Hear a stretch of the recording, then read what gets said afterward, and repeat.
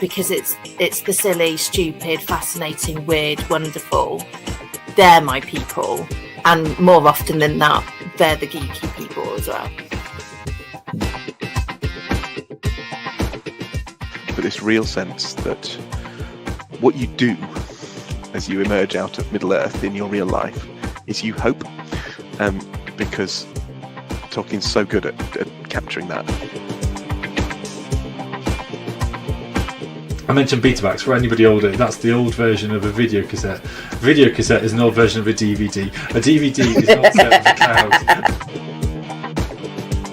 And I said, I'm not happy, I've got bits wrong here. And she said, yeah, but that's all part of the learning process. That's all part of that makes it unique to you, that those kind of imperfections within it.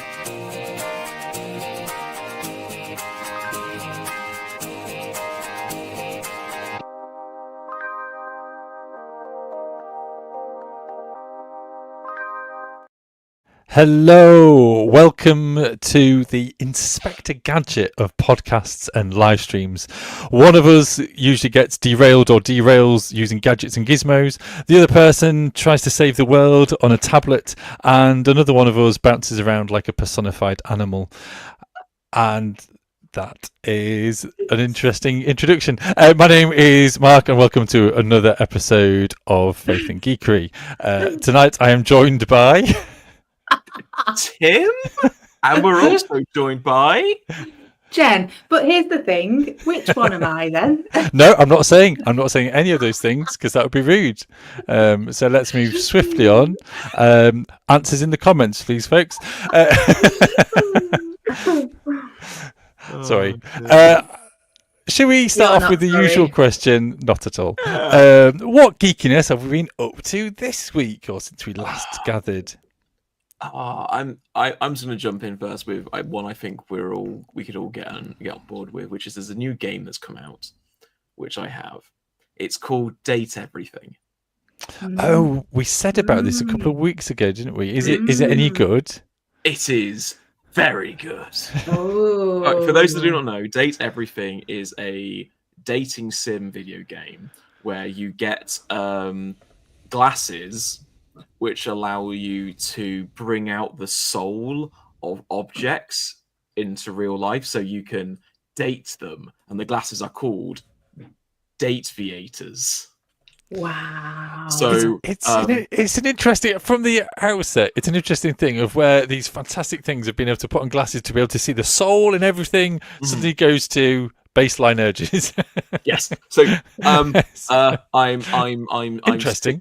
So what you can do is you can only interact. You can interact with each of the objects. You can either date them, be friends with them, or they will hate you. But there are like 100 or something objects to date. Wow. So it's like snog, marry, or avoid, then, isn't it? Yes. Inanimate objects. So far, I'm in a. I've started a friendship with Dorian, the door, and the only way that you can start dating Dorian is by interacting with all 13 doors that are in the house, and one of them is a trapdoor, which is very good. There's a safe that you can date. There's a time capsule from the 80s, and the guy's called Bodhi, and he's got surfer hair made of cassette tapes. Amazing. Mark, you might know what a cassette tape is because you mentioned it quite a lot in the introduction. Yes. There's a shadow. There's a shadow you can date. Jenny just shifted her phone case. That looks like. There's also you can also date. I think his name is Ed, and he is the personification of existential dread. Oh. Imagine the statue of David with a pair of jeans on, no shirt, but the head is just like a round grey sphere with like the smiley face flag on, but it's all grey apart from the jeans. I've got questions. I've got Yes. many questions. Yes. Why is there not a bracket? Because real life dating, let me tell you, is not, you're going to marry them, or you're going to be friends, or you're going to hate each other. The majority of it is, I will forget you and I will never remember you ever again. So why is that not an option with these inanimate objects? Question 1. Question 2, does it remind you of like the people who do genuinely date and marry inanimate objects? Oh, Like, yes, have no, you seen those? yes. Yeah, like that's I know a real about this. thing that some people fall in love with objects. So there's one woman who I know married the Berlin Wall. Yes. And when it fell, she got to bring a piece of the She was in Berlin Wall pieces. back with her. There was one woman who is in an intimate relationship with the Eiffel Tower. Yes. And there was one, because you can date a ghost in this game. You can find a ghost in the attic and date the ghost. Can I just interject? I've got another question. Is it Yes. can you also see the souls of people, or is it just inanimate objects? Because how useful would it be? So there are real people, but you talk to them through Messenger. But the entire premise of this entire game is that you've just been hired for this company, and this company is replacing you with an AI, but they can't get rid of you unless you've done something wrong. So they're just keeping you on until you do something wrong. Brilliant. And in the meantime, someone just sends you the dating glasses to start dating. You can even date the mascot. You can date the mascot for the game company by going to the credits. That's brilliant. Your glasses credits, so you can date the mascot of the game, who then starts talking about, I need a bigger part in the next game we make, and starts talking about the next game we want. This is the moment that I would like Becca to be here. I'm not going to lie to you, because I feel woman to woman, we might have certain ideas about which inanimate objects we would want to see the soul of and start dating. Not going to lie to you. Really wish she was here right now. I'm going to take it up with her later.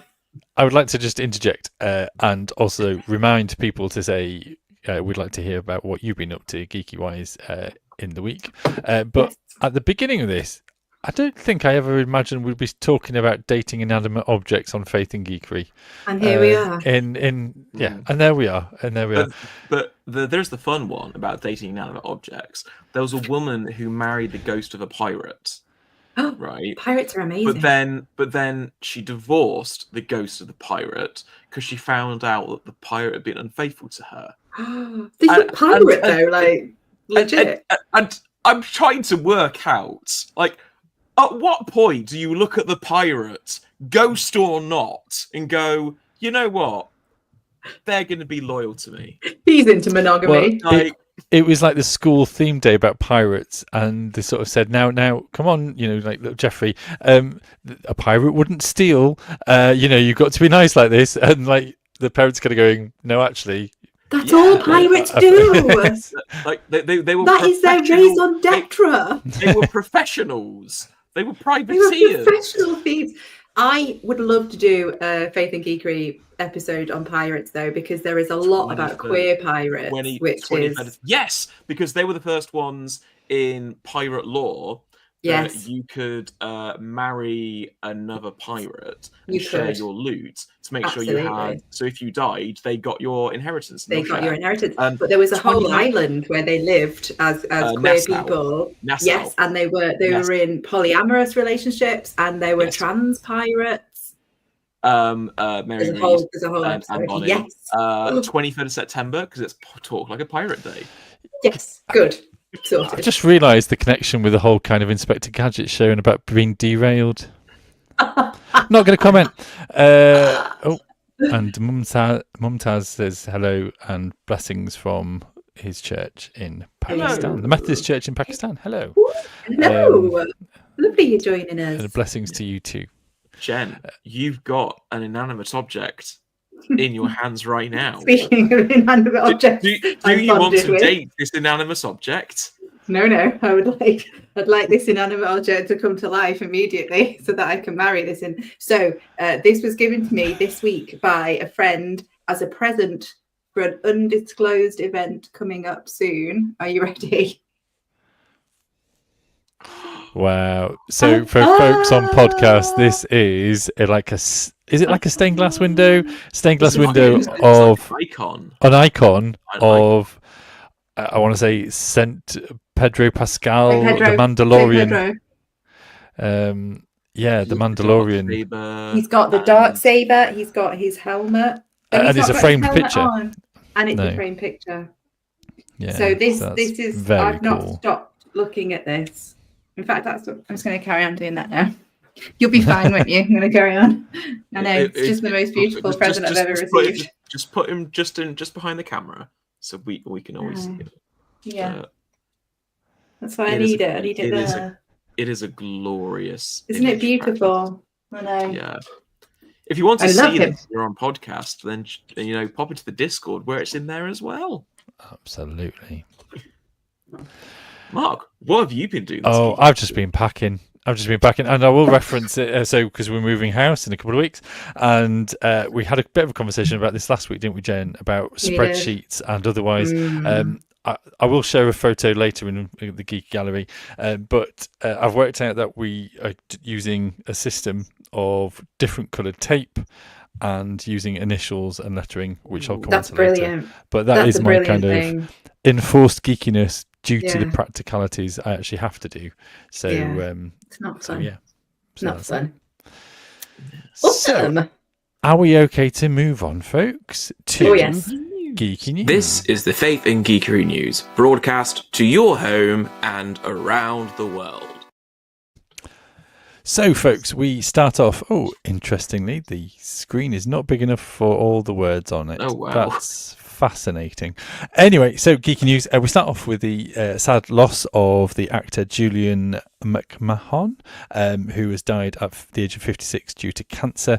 He is famous for his Nip Tuck, as well as the Doctor Doom from the first couple of early Marvel films. He was also in Charmed as one of the demons, I want to say. Yeah. I almost want to say that. Has he been in something like Home Alone 3 or something weird? I feel as if he's... Anyway, maybe not. IMDb! Yes, IMDb. Folks. Other categories and websites for categorizing actors and their achievements are available. First of all, are there? Because we'd like to know them. It's like Head and Shoulders. When you say, let's go check on an actor's something, you're like, it's IMDb. You don't have to say IMDb, but it's like we're like, hey, I'm using anti-dandruff shampoo. Everyone knows which anti-dandruff shampoo you're using. Oh, fair enough. Yes. Yeah, that kind of, Yeah. Like Google, because, you search something. Yeah. So... Wasn't he was in Reservoir Dogs, right? Like, famously in Reservoir Dogs. Oh, no, but that's the other actor who's passed away. No, that's the other actor who's passed away, which I completely forgot. Yes, of course.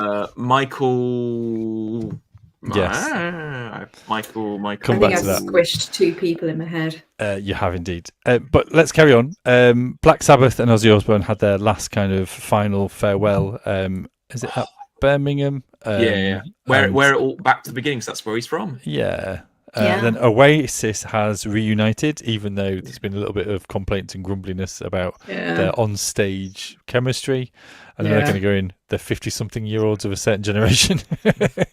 They're just back on stage. So there's also Jurassic World Rebirth has hit the cinemas. I will say I went to see it on Friday, which was very enjoyable. But it's made 322 million, 0.5 million pounds in the first 5 days worldwide, which is fairly good going for Jurassic World kind of sequel of a sequel of a sequel of a sequel of a sequel of a sequel of a sequel. Maybe.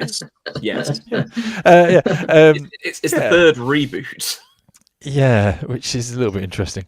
I'll swing back around to that in a bit. But then we've also got Superman, and I just thought this was really hilarious. And I don't normally do the whole political thing, but it talks about Fox News is raging that the new Superman film has become super woke because it's pro-immigrant themes, and people are kind of going, "But he's from another planet. Of course, it's going to be." It's like, and I saw somebody on social media saying it's like mentioning that Batman, like Bruce Wayne, is an orphan. It's like it is just what it is. That's the whole point. And so I just thought that was really funny. So people are getting a bit sad or a bit grumpy. Also, Ironheart series has fully dropped now on Disney. I enjoyed it, but interesting storyline and story arc.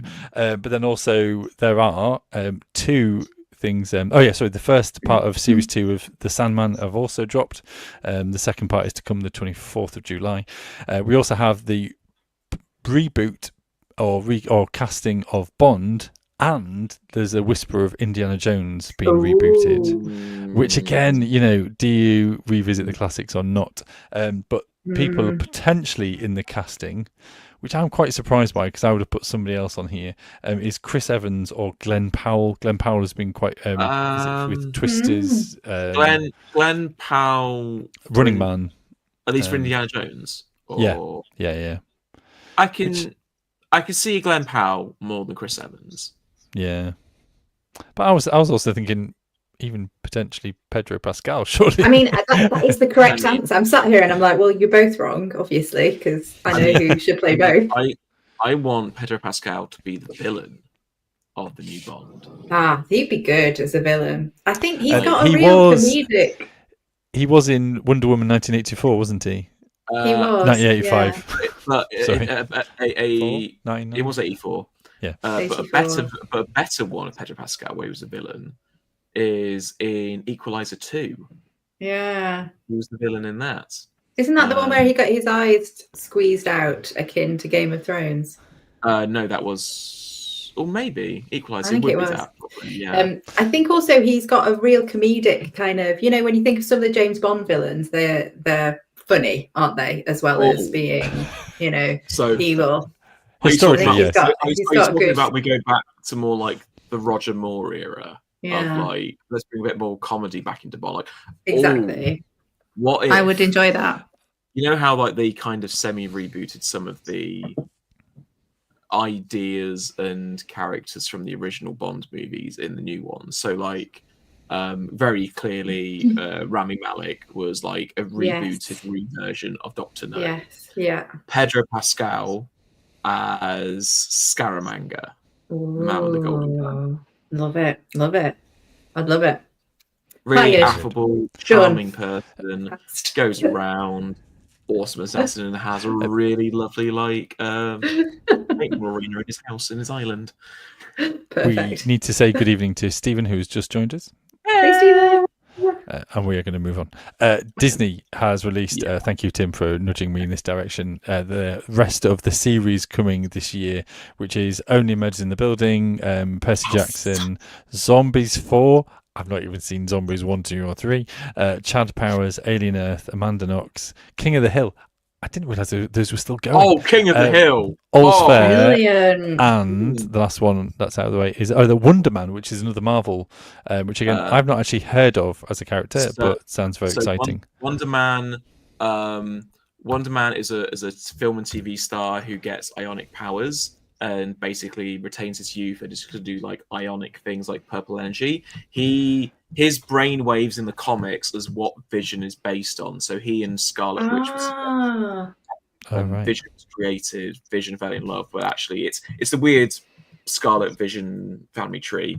King of the Hill. It's 10-15 years later. Bobby's an adult and works as a chef at a restaurant. Brilliant. And they've moved back to their hometown. Love it.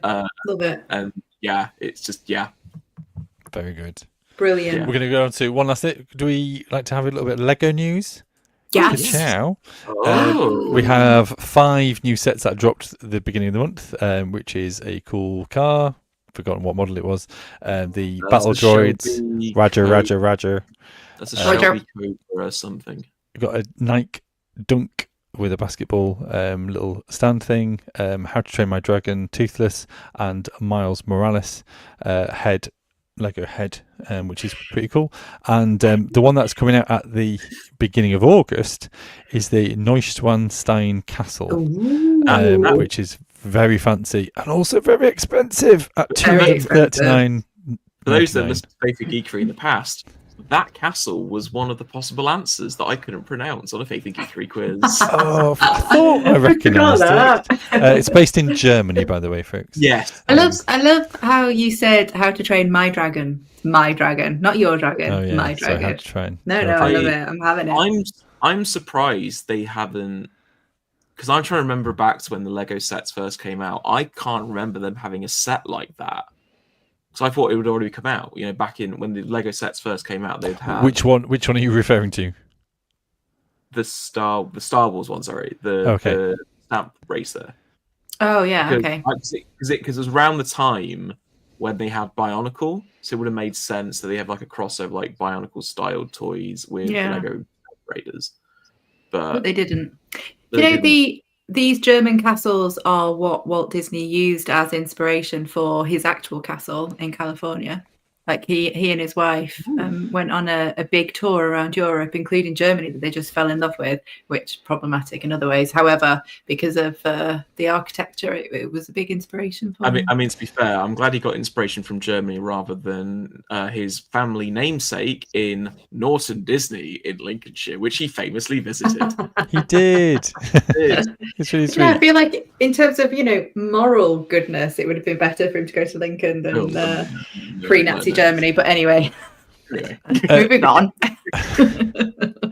There's a sketch, isn't there, with Eddie Izzard who talks about the Disney kind of building the castles, and they kind of come to do it in Euro Disney, and they're like, "Oh, we've got to make it bigger. They've got real ones here," which I always quite like.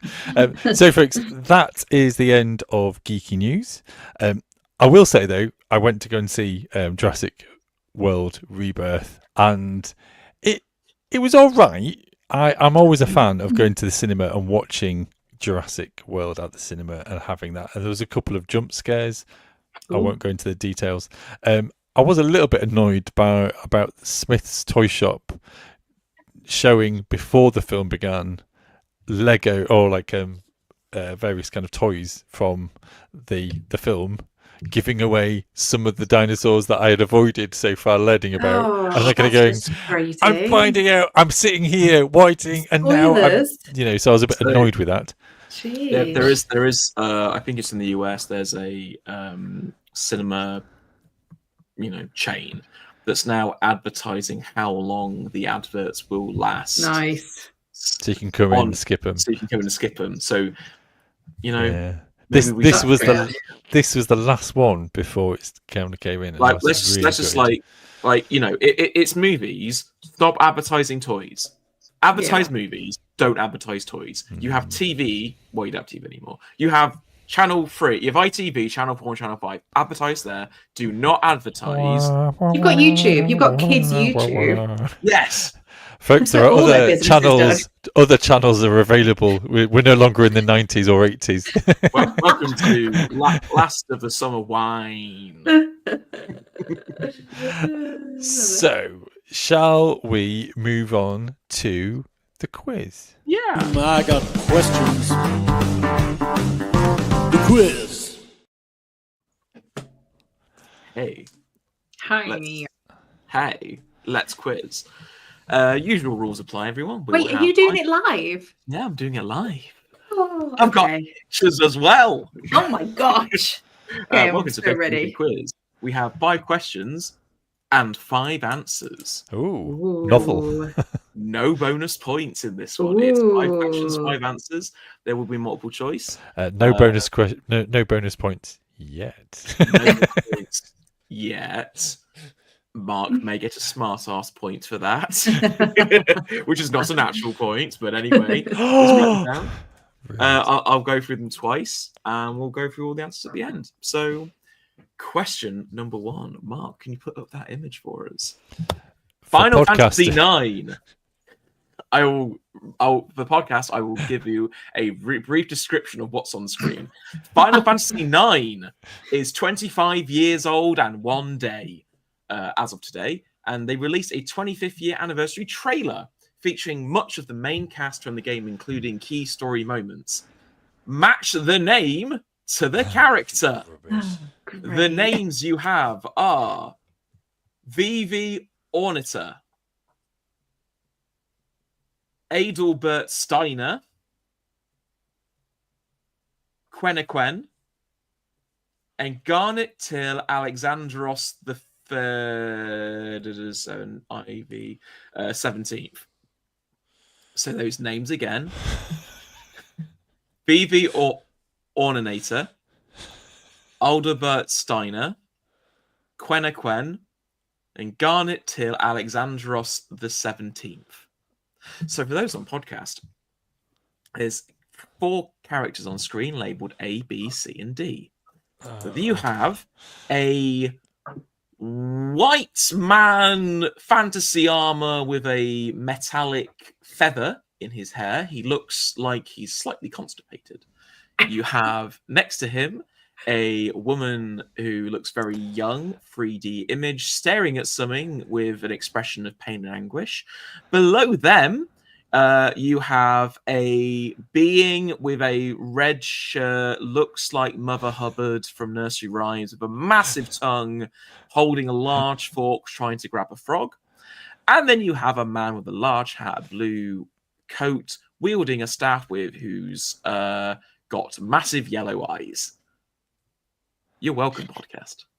I mean, I would have described these completely differently, but I'll come back to that at the end of the quiz. I'm never mad about the bonus points, because it gives me an opportunity to get a point in these quizzes. Preach it, sister. So match the names to the people. Okay, well, I've given it a good guess. I'll drop that off the screen. Yeah. Question number 2. What iconic American paper released its first issue on this day in 1889? Either the Wall Street Journal, the Chicago Tribune, the New York Times, or the New York Post? Which iconic American paper released its first issue on this day in 1889? The Wall Street Journal, the Chicago Tribune, the New York Times, or the New York Post?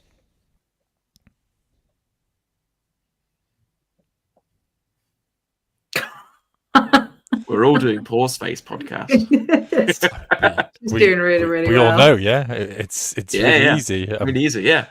Question number 3 then. Sophia Bush, who you might know from One Tree Hill and Chicago PD. No. Ellen MacArthur, Billy Crudup, who was in Big Fish and Watchmen, and Wolfgang Puck are all linked by the same thing. What is it? Is it A, they all hold dual nationalities? B, they all have the same birthday? C, they are all vegan?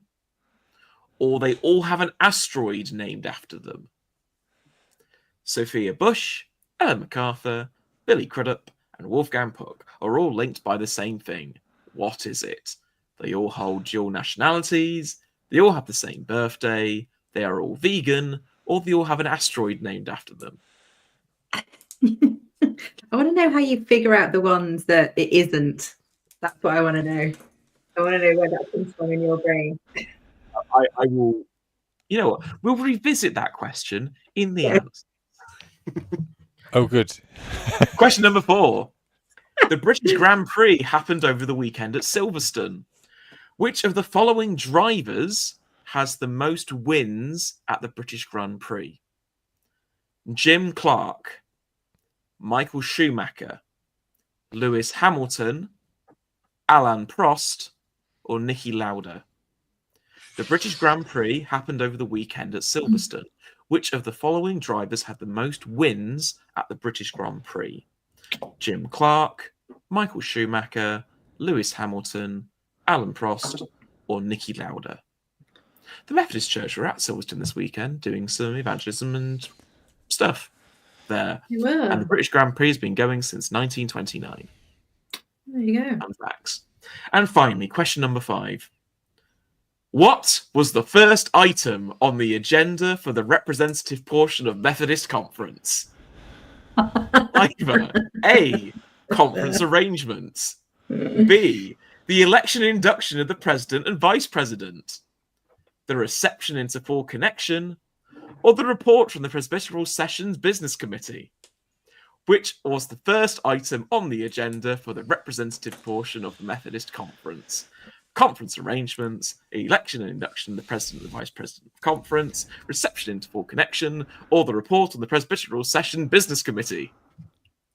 That's so unfair because weren't you both there? No! I was only there for the very last day, but the only last I part was of worship. savagely watching from home from Monday. I did not watch the Saturday or Sunday portion because I decided to give myself a break. Okay. Okay. I've got no idea. That's fine. Question. Join me on that side, on this side of unknown. Let's go through the answers then. Mark, do you want to throw up that image? Oh yes. So, Final Fantasy number 9. The person who's next to A, that is Adalbert Steiner. He's a warrior in the party who is a guard for Garnet Till Alexandros the 17th, which is B. She's the princess that wants to get kidnapped. Then we go to Quenna Quen. She's the blue mage in the party, which means which one's that one? C. C is Quenna Quen. B is Garnet Till Alexandros 17th. Quenna Quen is a blue mage in the party, which means that she uses monsters' abilities against them. She loves frogs.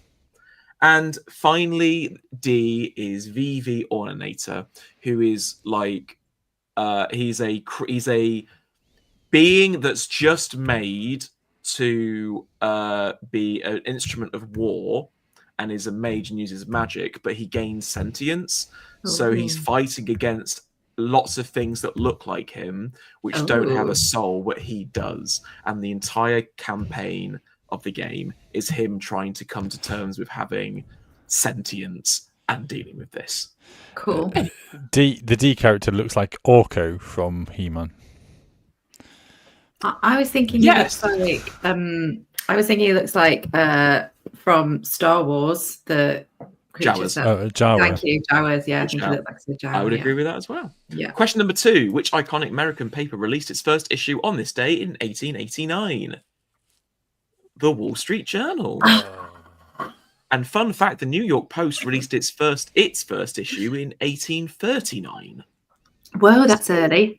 When was the New York Times? Because that's what I put down. New York Times was 19 something. Oh, okay. I didn't write that thing down. But the New York Post is like the oldest. Then it was Wall Street Journal. Then it was New York Times. Then the Chicago Tribune. I also wrote New York Times. Question number 3. Sophia Bush, Ellen MacArthur, Billy Crudup, and Wolfgang Puck are all linked by the same thing. What is it? They all have the same birthday, which is today. Oh, that's nice. Happy birthday to them. And to answer the question you asked earlier, how do I work out the other answers? I look through fun facts about them. Sophia Bush is a vegan and has been since she was on One Tree Hill, and they had to replace all the food when she was eating there because her character wasn't. Wolfgang Puck has dual nationalities because he became naturalized while he's in the US. That's why Ellen MacArthur has an asteroid named after her. Ah, there we go. You see, I thought, should I put birthdays because he's done that before? And then I thought, no, I better not. I'll go with asteroids because that sounds pretty cool. Because I couldn't understand what would group them randomly by just being a vegan. It's just like, well, I knew vegan wasn't right because I've eaten at Wolfgang Puck's restaurant, and it's definitely not a vegan restaurant. And I knew he had dual nationality. So that's what I went for. And the other thing is, I only knew one of them. So one of the people. Which one did you know? Yeah, Helen MacArthur. Okay. Question number 4. British Grand Prix happened this weekend at Silverstone. Which of the following drivers had the most wins at the British Grand Prix? What did you think? Alan Prost. Alan Prost? I put Hamilton because I know that he's had a big thing made out of him, right? Like a film or something. Jen. Yeah. Take a point. Yes. Lewis Hamilton has the most wins with 9. Alan Prost and Jim Clark both have the next highest total of 5 wins. And then Schumacher and Lauda both hold 3 wins. Nice. But Lewis Hamilton's got 9. He just won back to back. Sometimes random knowledge and facts help as you're trying to figure out the answer to something. That's the reason why I extended it slightly to 5 Yeah. answers rather than 4, because it's given extra person in there. Love it. And then finally, question number 5. What was the first item on the agenda, the representative portion of Methodist Conference? It was the election and induction of the president and vice president of conference. That's the first thing that happens at the representative session. Did not get that right. The second item on the agenda is the reception interval connection. That's what I Then thought. Then it's the conference arrangements and report of the presbyterial session from business committee. So I got 1 1/4 points. Wait, why'd you get a quarter? Oh, what, from number 1? Because I only got one of the first ones right. I'll tell you what. If you got one of them right, you get a point per one.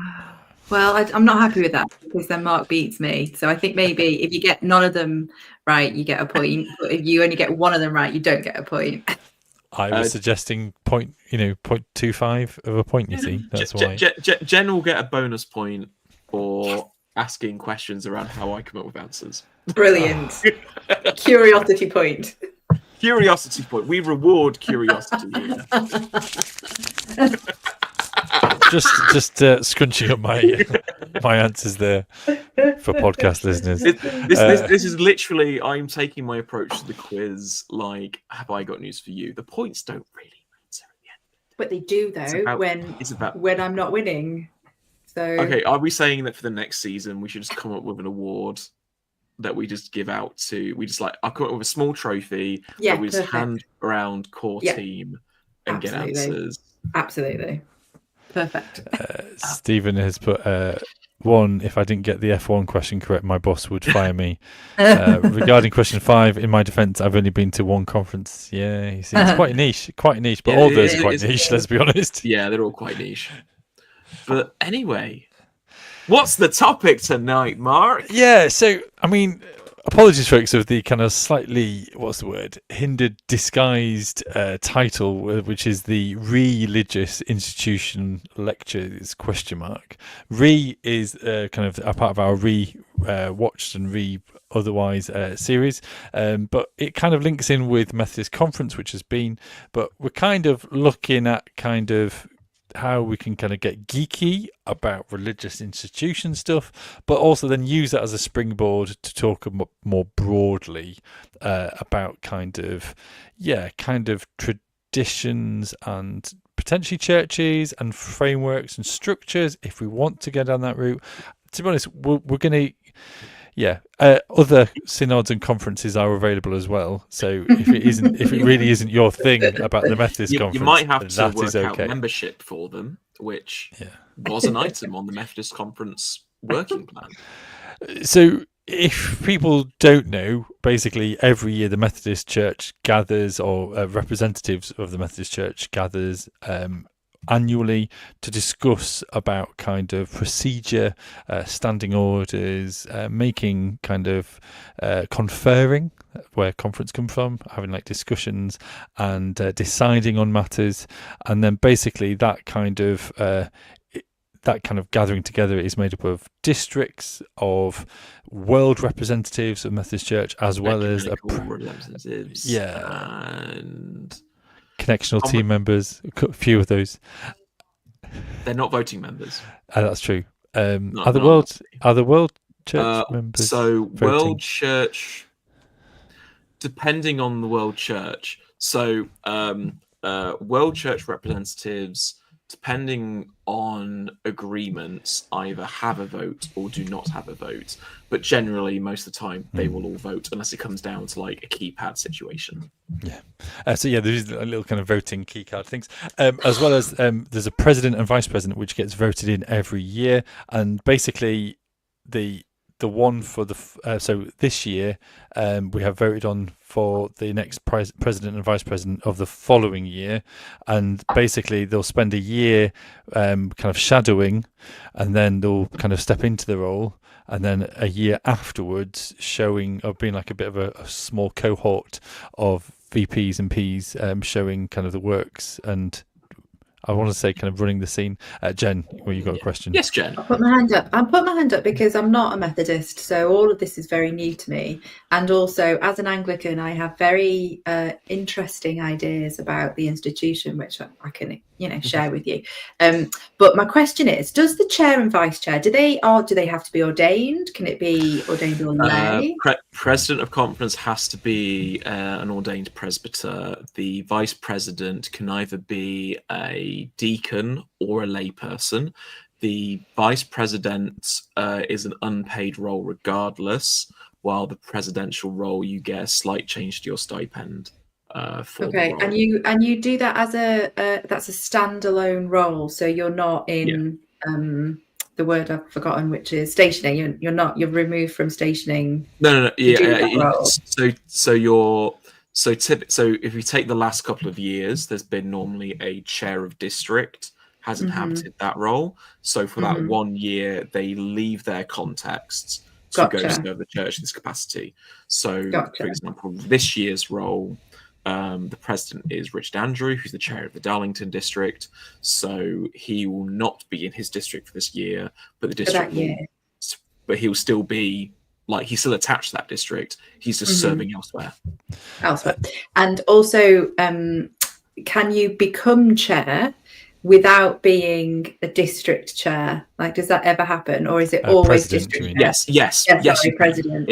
So the most recent person who became president of conference without being chair was Sonia Hicks, and that was back in 2021, I think, if I remember my dates correctly. But she then became chair later on, but she was not chair at that time. Gotcha. And so, just to keep it in mind, so once you're president, you give out lots of executive orders. Oh no, wait, no, that's America. This one, basically, you chair conference on Wesley's chair. On Wesley's chair. Wesley's actual chair. Yeah. Yes, wow. we have lots of. We go into the vault, we bring out Wesley's budgie and Wesley's Bible and Wesley's like a pear. But there's Wesley's chair. He's not in there. But if you look in standing orders, which is also known as CPD, which is the Constitutional Practice and Discipline of the Methodist Church, if you look in the appendices or the index, the back, the bottom right, the back, the index. If there's an item that says Wesley's chair, see under president and vice president of conference, which I think is a very lovely joke. That's very funny. I like it. And I think so. Basically, they go around representing the church. So basically, if there's got any kind of national or international functions where kind of religious leaders go, then that's where our kind of heads of our church would be. But they're only there for a year, so it's interesting that whilst kind of in the Anglican Church or other denominations are available, that you'll have a church leader that will get known for over the years, and they'll go, oh yeah, they'll get associated with it. In the Methodist Church, because they only have 1 year on, it's really strange that they could be sat next to other religious leaders and then disappear. But then they're called back every year. So as part of the opening of conference, every past president and vice president process in at the start of the opening of the representative session of conference, ending with the most recent people who are about to become. So, but it's just very weird because actually every year that you go, you look and see who's not there anymore. Yeah.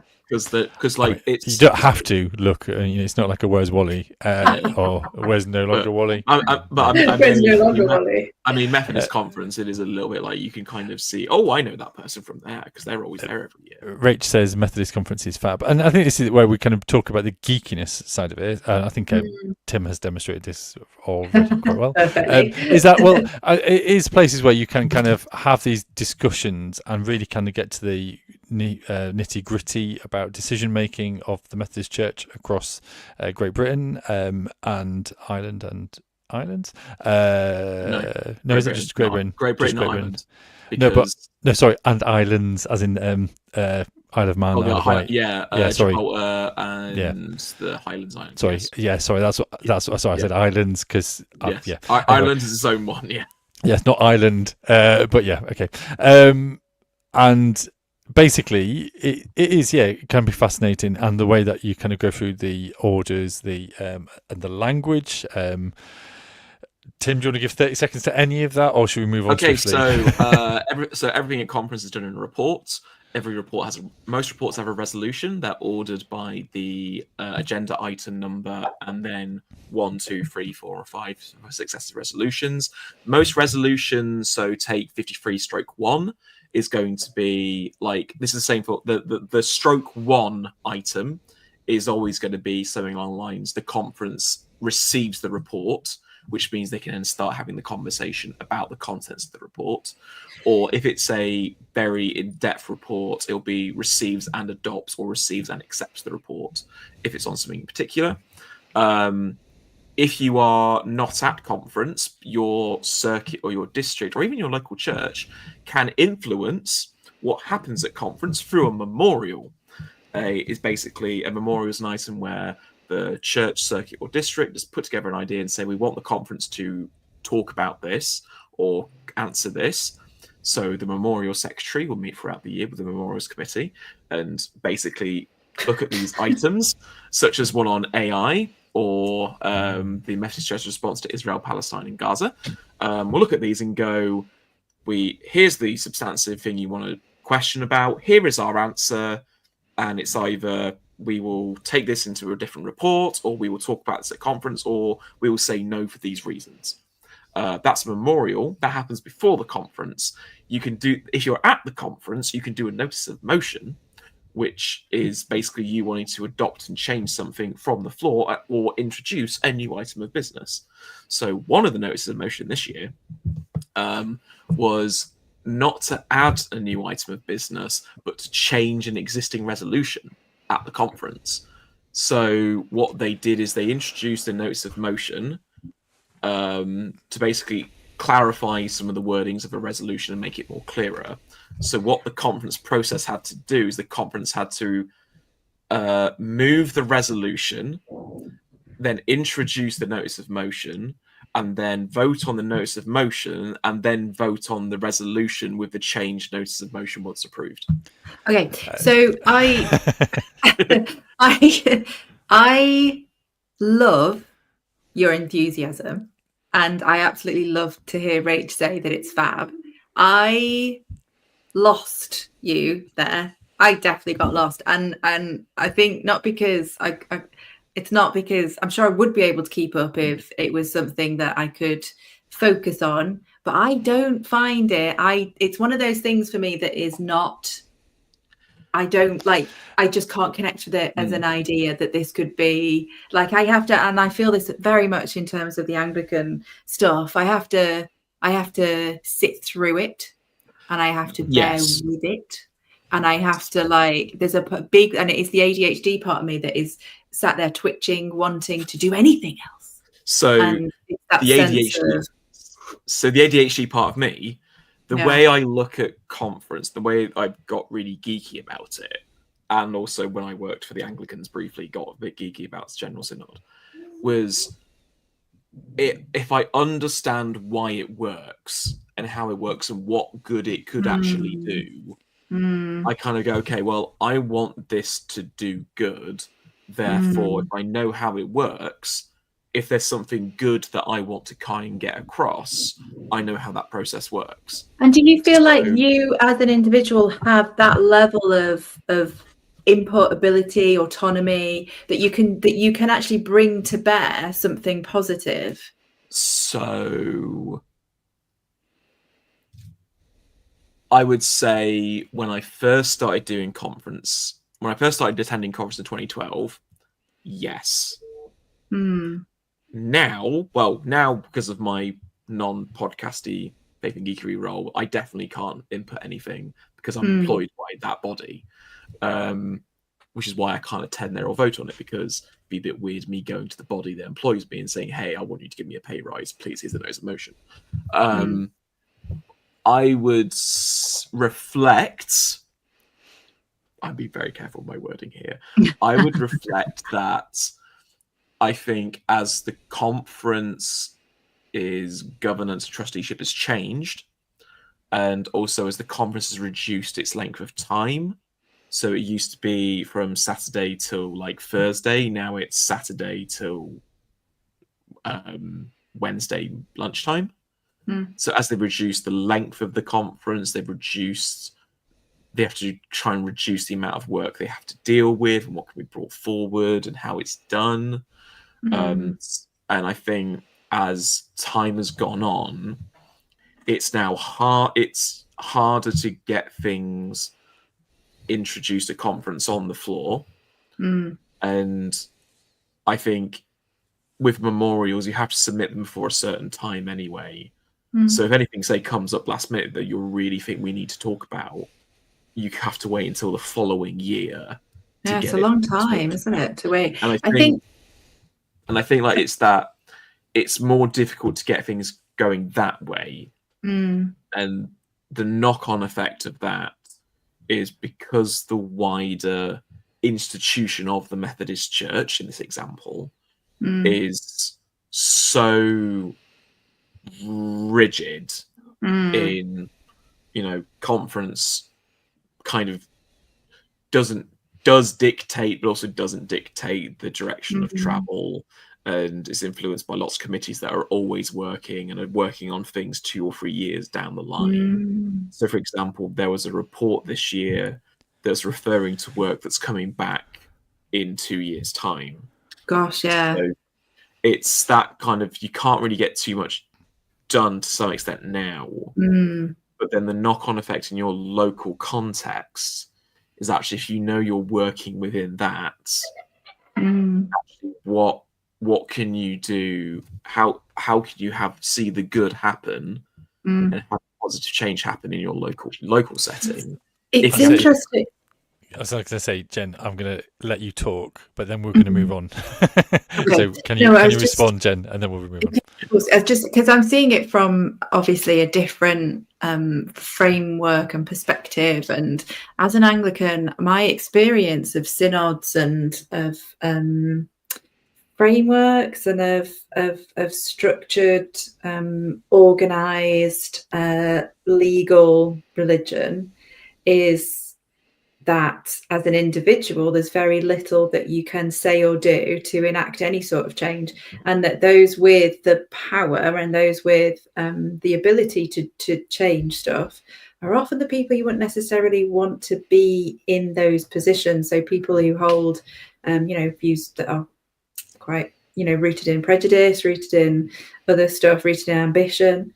So I think for me, I'm fascinated by it being something that could be really positive and could be really kind of structuring of community in particular. The way that I've maintained my Anglicanness so far is to separate out the idea of community from religious structure in that way, as in like governance structure. And religious community being something entirely separate, and in the Anglican Church is intended to be separate because the vicar's given that vicarious authority from the bishop, so we go and we get on with it. And actually, what's happening over here is, and people I know who have served at various levels of synod, particularly general synod, can only do so for quite a short time, unless maybe that's their thing and they're really into it. But the people that I know can only do so for quite a short time because of how costly it is and how cynical you can get, and this side of organised religion which maybe goes against some stuff that you might hope is at the heart of Christian community. Yeah, thank you, Jen. I think I'm not going to come into it in a sec. What I will briefly just say as a comment is, what is interesting at Methodist Conference is the sense of community and fellowship when you meet together with other representatives. And so I think that's a whole different side of Methodist Conference. But I'm going to run with what you've just said about kind of, I think whatever denomination, whatever church, and like especially kind of an institutional kind of religion, you have to kind of balance that, don't you, of kind of the rules and regulations, to help facilitate being church for this generation, for the next generation, and kind of maintaining the traditions and the DNA, the fabric of the church, and sometimes physically the DNA, so the fabric of the church. But it's kind of responding to it, and for some people love the committee level idea and the representation of Methodism. Some people love the kind of the ongoing traditions of the Anglican Church. I've got family members who are part of free churches and otherwise, and they kind of go, "What do you mean? It takes a year to process that and to do a report and then to do that and to do that." Our pastor just goes, "We're doing that," and he's like going, but the Spirit is still in our structures, but I can see how it might frustrate other people, but then there's the point of accountability, oversight, and it's getting that right. I would also say that, I mean, I've been reflecting this a lot recently with my normal job and other things. So CPD, so our rule book effectively, is normally seen as like, oh, it's a rule book, here are the things we can and can't do and how we do it. But actually within CPD, there's some actually really good missional things around what it means to be a Methodist, what it means to be in community, to love one another, to lead out. There it is. There it is. That's volume 2, 2019. It's 2019, but that's the thickness of it. This is like, that's volume 2, a big instruction manual. Yeah. So, but within that, there's some really good, really good spirit-filled theological missional things about what it means to be in community, be a Methodist, and to inform what we do rather than to dictate. Because actually, CPD is worded in a very legal way, but to be a little bit ambiguous, because actually recognizing that the wider church does operate a bit ambiguously sometimes. There is going to be no church that operates the exact same as every single other church.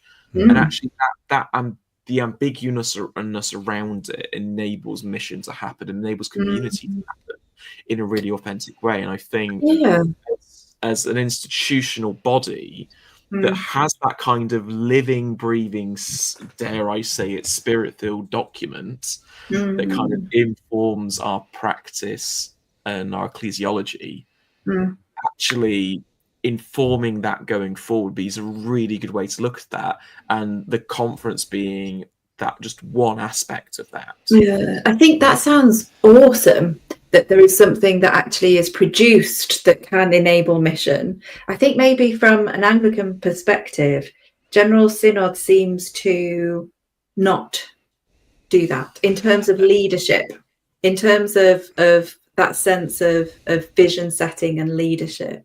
That is not my overriding experience of engaging with synods. I've got to put my hand up here as a church minister. That's what I do in my kind of full-time role. I think Tim has kind of painted CPD very positively. And I think sometimes in the right setting with the right people, it really is that. Other times, these decisions that are made feel a little bit distanced from the congregation where they're at, and therefore it can actually feel quite frustrating and out of their hands. But I think when a church is embracing that kind of those decision-making stuff well, and they're aware of stuff going on and the differences, the nuances, it can be empowering. But it just depends on the congregation, on the ministers, on how it gets fed back down to the different leads. Yes, Jen? Does it mean that each circuit, so therefore each church, will be represented there by their minister? No, district. So what I was going to say earlier is basically the way that it pattern works in the Methodist Church is you go from your church council, from conference this year, it will feed back to synod, district synod in September, and that will filter down. Representatives from the circuit will be out there, and that will go back to the circuit, and then from the circuit you'll have your church council meetings after that. So it comes down the line, and then we have Christmas and we do all normal kind of things, and then in the new year the church councils meet, and then after that circuit meets, and then synod meets, and that'll feed back up to conference. So it comes But- down the line and goes back up the line. But in terms of ministers, you're expected to be there, are you, as ministers at conference? No. So there is presbyteral synod. The okay. conference, the conference bit, representational. Presbyteral session of conference is the Thursday till the Friday, and within that is also the memorial service for presbyters that have died over the last year.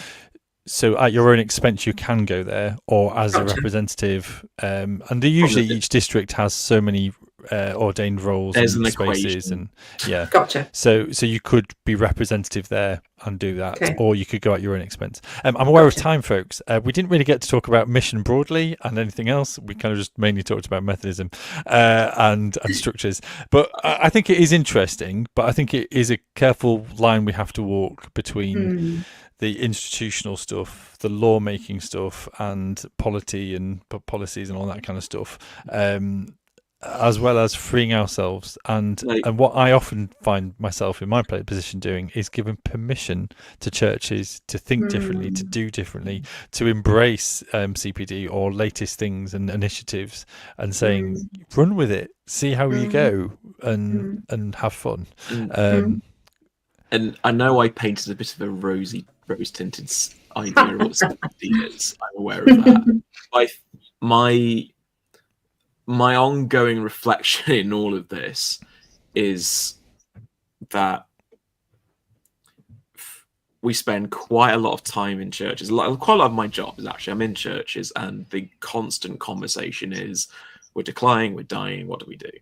And if we're constantly in that setting, we're constantly in like a really defensive mode, and we focus more on, okay, how can we keep the building open, keep the lights on, we keep focusing on that. And actually we've got things which we then refer to as, we're using that to defend ourselves and use it to justify why we're staying where we are, when actually we've got lots of things out there which, in the right mindset, can enable really good conversations around mission and evangelism and growth within the church in whatever way we define that as. It's just, I'm seeing it as we kind of go more towards safety and reduction in how can we be cost effective. As we go more towards that, I fear we're losing that. And I kind of want to retain that in some way. I'm aware of time, folks, so we're going to have to move on.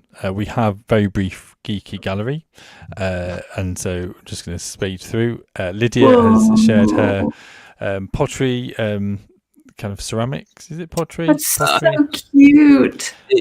For those on podcast, it's that kind of pottery thing that you put on your front of your house, like your door nameplate stuff. It is unsurprising because it's Lydia. It is a Highland coo. With a snail, with a bee, with a butterfly, and flowers. Very cute, Lydia. Love it. And I thought, I don't know what it is. The middle one, not sure. Answers on a postcard. Bee or a strawberry? I think it's got wings. Yeah, it's a bee. Yeah. And then we've got this is the whole kind of dialogue that or one part of a dialogue that we were involved in on Discord. I mentioned about my system, and then Mendip Nobad talked about his minis and the magnetizing and how he's got more boxes to come, but he's got loads there. At least is it 20 by the looks of it, something like that. 20 boxes of really useful boxes. Other brands are available of all his figures alongside the glass cabinets that they've been in, and a note just has talked about his system that was basically stacking things in the garage, and then it became a little bit more of an exasperated mantra, and then a defeated whimper of lament when things were still in the garage. And that is the end of Geeky Gallery. Folks, thank you for talking tonight, and I feel as if we've rushed through a little bit, but it's just such a big subject of Methodist Conference and institutional church, and how we kind of keep in balance of and regulations. And I think there could have been an opportunity to, or there could have been moments of where we could talk about where church goes wrong, and we kind of recognise that. And so I think that's the list of things to talk about next time. Yeah, well, we've talked about when authors go wrong, and creation, sort of creators go wrong. When church goes bad. Well, that sounds like a Netflix documentary, which I think Becky has watched. I think it will be helpful to kind of keep an eye on that. We are actually, as a core team, we are meeting this week to talk about kind of future direction and ideas and visions. If you want to comment about that, do so in our general bit of the Discord, or get in touch with us one way or another. And basically, we've also got kind of various other things coming up over the summer, including Greenbelt. We've got conversations about Comic-Con later in the year, as well as kind of new directions over ideas and kind of projects and bits and pieces, including a little bit more D&D. So we're all looking forward to that. But for now, is there anything left to say, either one of you, or shall we disappear? Oh, Tim's got something in his hand. No, this is for later. Oh, for later. Okay. Anything left to say? Nope. I won't leave it on silent.